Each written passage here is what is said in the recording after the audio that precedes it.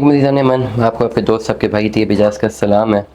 उम्मीद करता हूँ तमाम लोग खैर ऑफिस से होंगे, जहाँ कहीं में होंगे अपने लिखाना के साथ एक अच्छी ज़िंदगी बसर कर रहे होंगे। अच्छा जी, एक साहब का है मैसेज, व्लॉग में आपने 10 लाख बताया है और 15 लाख बता रहे हो।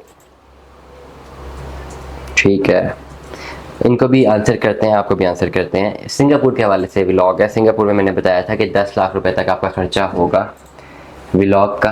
तो उसका आपकी अगर एलएलसी आप करते हैं उसमें आपको 10 लाख लगता है ओवरऑल, ठीक है।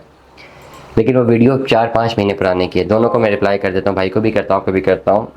भाई 10 लाख का जो मैंने खर्चा बताया था सिंगापुर में कंपनी रजिस्टर करवाने का, वो वीडियो भी देखें कितने पुराने हैं और अभी कितने महीने बाद आप रब्ता कर रहे हैं। प्लस कुछ ऐसी हिडन चार्जेस हैं जो कि सिंगापुर अथॉरिटी की तरफ से हर साल की मेंटेनिंग कॉस्ट है जो कि आपको देनी है, इसलिए आपका एक्सपेंस 15 लाख रुपया होगा अगर आपने सिंगापुर जाना है किसी भी काम के लिए, बिजनेस वीज़ा के लिए या वर्क के लिए। 15 लाख रुपये आपके पास कैश इन हैंड होना चाहिए।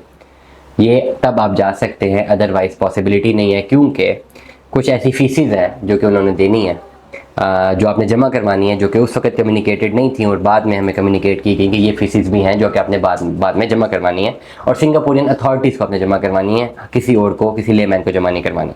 खैर, ये जवाब मैंने इनको भी दे दिया, ये जवाब मैं आपको भी दे रहा हूँ। सिंगापुर में ओवरऑल अगर आपने जाना है 15 लाख रुपए कैश इन हैंड आपके पास होना चाहिए। और ये कोई एजेंट के पैसे या कोई नौकरी नहीं बिक रही, ये नौकरी बिकने वाले पैसे नहीं हैं। ये वो पैसे हैं जो कि आपको अपनी यहाँ पर बैठे हुए एक नॉन रेजिडेंट कंपनी बनानी है सिंगापुर में, एलएलसी जिसको कहते हैं, और ये सॉफ्टवेयर बेस्ड कंपनी होगी जिसकी बेस पर आप वीज़ा अप्लाई करेंगे, बिजनेस वीज़ा, और आप वहाँ पर रह सकते हैं। मैंने कल भी एक बात की थी, मैं आज एक बात कर रहा हूँ।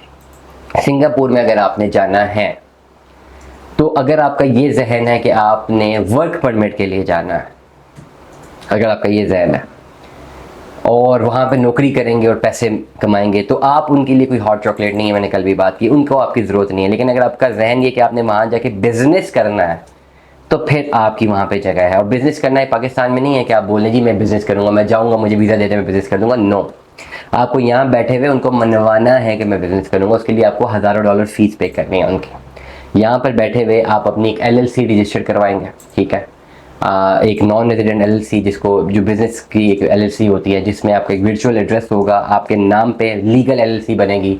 लीगल एलएलसी बनने के बाद वो आपका इंटरव्यू करेंगे, 7 दिन का प्रोसेस है। वो आपसे पूछेंगे भाई कि आपने क्या बिजनेस करना है, उसकी आपके पास तैयारी होनी चाहिए। अगर नहीं तो आप मुझसे रब्ता करेंगे, मैं बताऊंगा आपने कौन सा बिजनेस करना है। और आईटी बिजनेस करना हो आपके पास होनी चाहिए।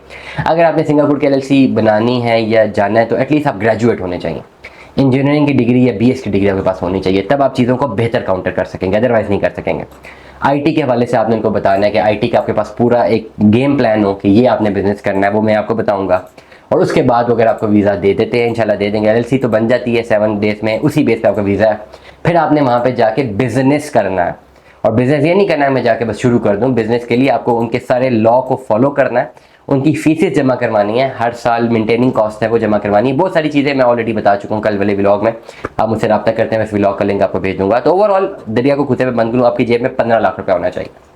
अभी आप पढ़े लिखे होने चाहिए। Number 3, valid ID, valid passport आपके पास होना चाहिए। ये 3 चीज़ें हैं तो आप रब्ता करेंगे तो फिर हम आपको बताएंगे कि आपने यहाँ पर बैठे कंपनी कैसे रजिस्टर करवानी है, उसके बाद वीज़ा कंसल्टेंसी मीटिंग आपकी कैसे होगी, और फिर आपने वहाँ पे वीज़ा कैसे लेना है। ये 3 चीज़ें तब होंगी जब आपके पास 15 लाख रुपया कैश इन हैंड मौजूद हो, क्योंकि ये सारी फीसेस आपने सिंगापुरियन अथॉरिटी को डॉलर्स में पे करनी है, जिसमें खाली आपकी कंपनी रजिस्ट्रेशन कॉस्ट ही $1000 है, फिर हर साल $4000 है।